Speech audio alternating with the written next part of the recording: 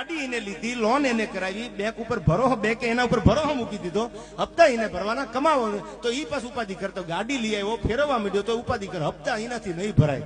તો તમારા બાપુજી ભરવા જાય.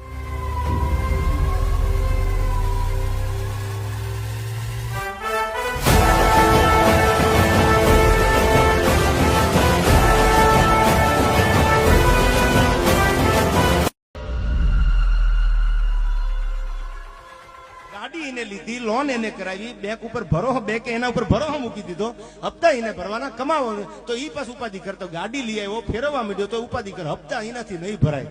તો તમારા બાપુજી ભરવા જાય.